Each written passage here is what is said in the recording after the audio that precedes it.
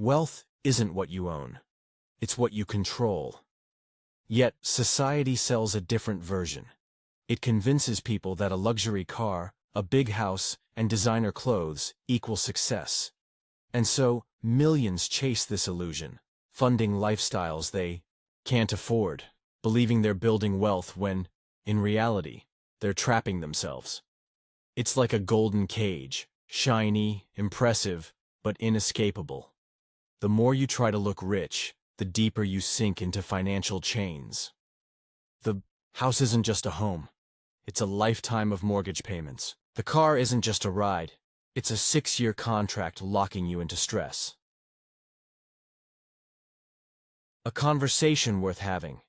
Imagine sitting across from Alex, a seasoned entrepreneur who has spent years mentoring others on financial independence. Across the table sits Sarah, a mid-level manager earning $120,000 a year, but feeling increasingly uneasy about her growing debt. Sarah: I see people around me living these amazing lives. Luxury cars, fancy vacations, designer clothes. I want that too. But no matter how much I earn, I feel like I'm falling behind. Alex leans forward, his expression thoughtful but firm. Let me ask you something. Do those things actually bring them freedom? Or are they just symbols of obligation? Sarah hesitates. What do you mean by obligation? Alex nods knowingly. That's the trap. Society tells us that owning expensive things equals success. But real wealth is about freedom, the ability to live life on your terms without being chained to debt or endless work. It's like a golden cage. It's like a golden cage.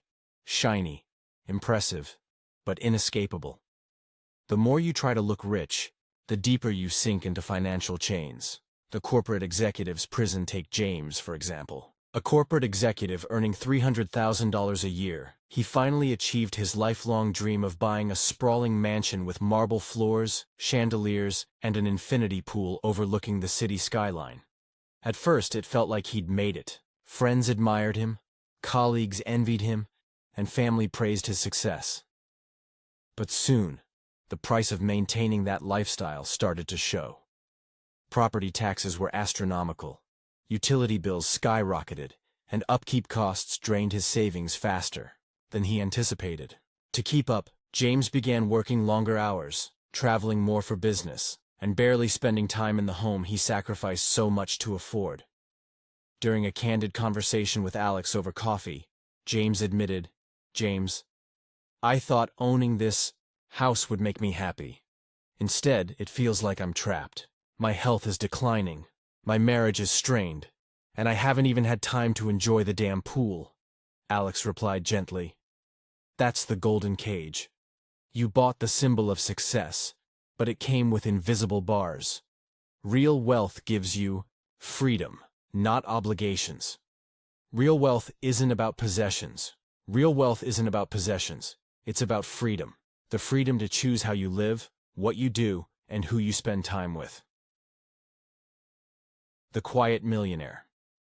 Meet Emma, a software engineer turned investor. Unlike many of her peers, Emma avoided flashy possessions and focused on building long-term wealth. She lived modestly, drove a reliable used car, and invested heavily in real estate and index funds. Over time, her net worth grew exponentially, giving her the freedom to retire early if she chose. One day during a casual lunch with Alex, Emma shared her philosophy. Emma: I never cared about impressing anyone. My goal was always to create stability and freedom, not to keep up with societal expectations. Alex smiled. That's the difference between fake wealth and real wealth. The former chases validation, the latter builds sustainability.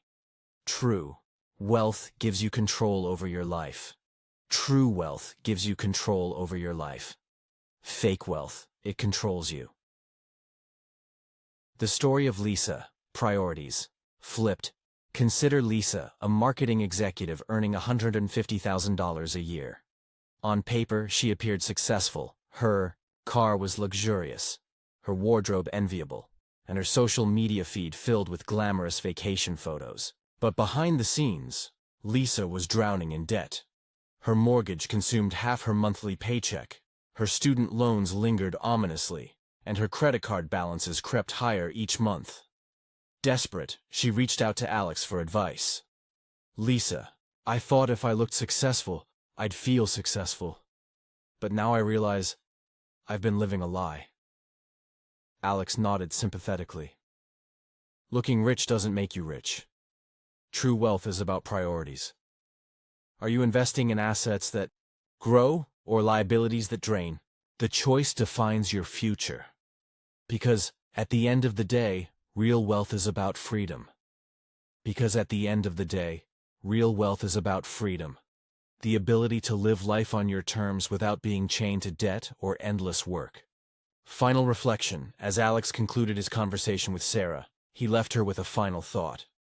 Financial freedom isn't a destination, it's a mindset. It starts with awareness. Are you willing to face the truth about where you are? To challenge old habits and embrace new ones? Remember, the decisions you make today determine the life you'll live tomorrow. Sarah nodded resolutely. "I think it's time to stop chasing illusions and start building something real." Alex smiled. "That's the spirit. Step off the treadmill. Build something lasting. Your future self will thank you." So, the question remains. Will you redefine your definition of wealth? The truth is, wealth isn't handed to anyone. It's engineered through intentionality, strategy, and relentless pursuit. It's a journey that transforms not just your bank account, but who you are as a person. Will you rise to the challenge? Because at the end of the day, looking rich and being rich are two very different things.